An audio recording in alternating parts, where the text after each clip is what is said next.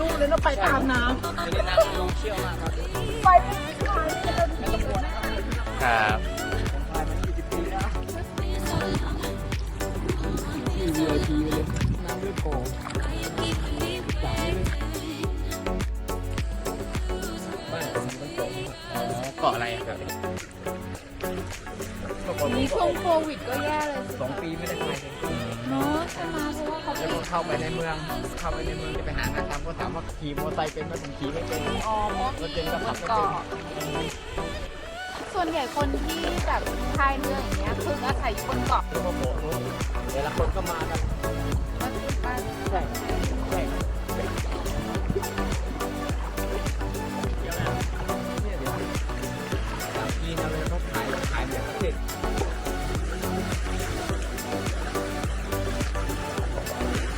แสดงว่าพี่แต่งงานมานานมากแล้ว 20 กว่าปีเสร็จงาน มี ก็ คนไปดูบ่อย เสร็จงานก็มาทำกับข้าวให้ลูกกินนะนกเงือกมีเป็น100 คู่อะ อ๋ออยากเห็นนกเงือกจัง มันจะตัวสีเขียวคู่ครับ อ๋อเขียวคือผู้ลายเขียว เวลา อ๋อเห็นแล้วค่ะ เขาจะโชว์สีให้ตัวเมียดูอะครับ อ๋อเฮ้ยมันน่ารัก ก็ เนาะ ผมได้ อะไรครับ คมมากนะครับข้างบนจะสวยมาก โอ้หอยมันมาเกาะเป็นโพรงไว้เลย อ๋อเพราะตอนน้ำขึ้นเหรอ ไม่เพราะว่าชุดเก่าตายชุดใหม่ก็มาเกาะ อ๋อ โอเคครับ โอเคขอบคุณครับ ก็หัวโตขึ้นแล้วน้ำมันจะเข้า อ๋อนี่ไงเป็นรูจมูกนี่เหรอ ใช่ไหมนี่เหรอ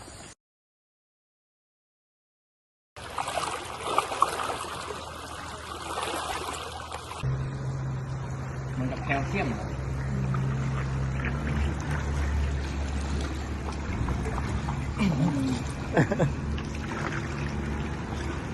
เมื่อวานน้ำแค่นี้วันนี้น้ำถึงนู้น พี่เหรอ แล้วก็เริ่มจะขึ้นมาแต่11 ค่ำ12 ค่ำเริ่มร้อนกว่า เคยสูงสุดที่เท่าไหร่อะคะ ใช่ครับ ตรงนู้นเลยปะ ใช่เปิดบัตรท่านะ ระวังหอยนะต้องใส่รองเท้าอ๋อมีระวังเอารองเท้าเราไปใส่ไหมระวังนะมันคมนะ เห็นไหมคะจากไกลจากทะเลกลายเป็นหาดทรายไปเรียบร้อยแล้ว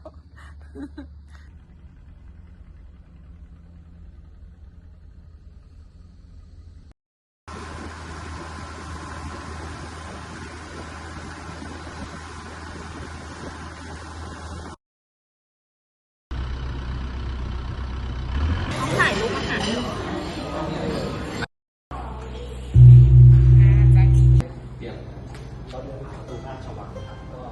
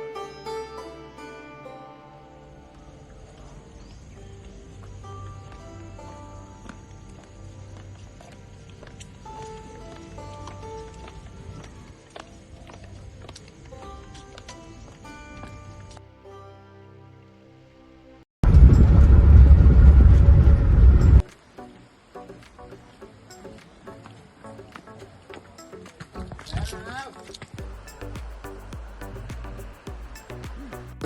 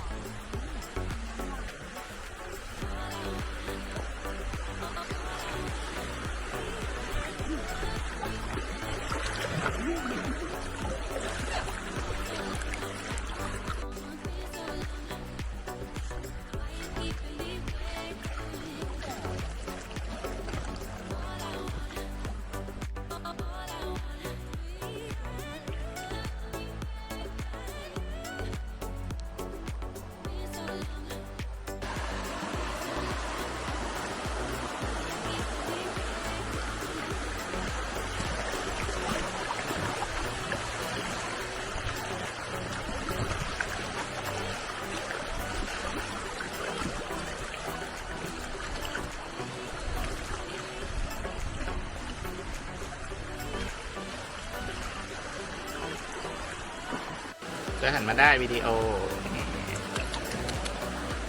น้ำใสไหลเย็นตัวปลาไอ้ระวังกิ่งข้างหลังจริงจริงจริง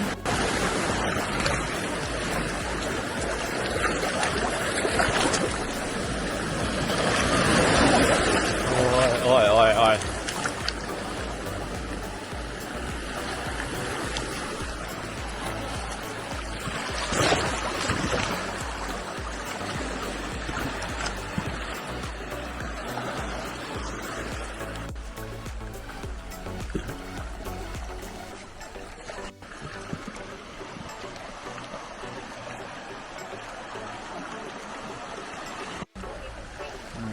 ใช่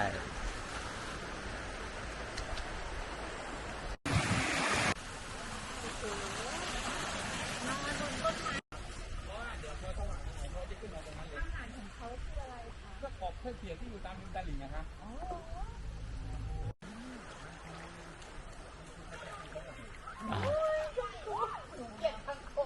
กินได้ไหมอ่ะ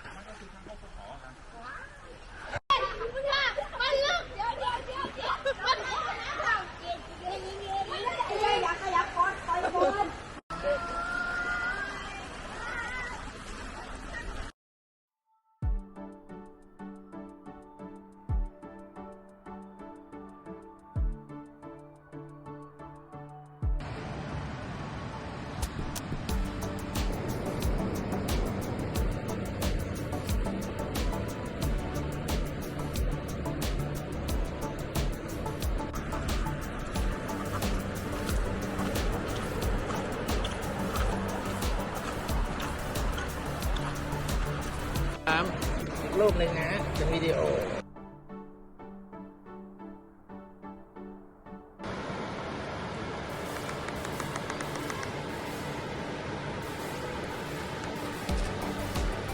อันนี้เราอยู่ที่เขาหลัก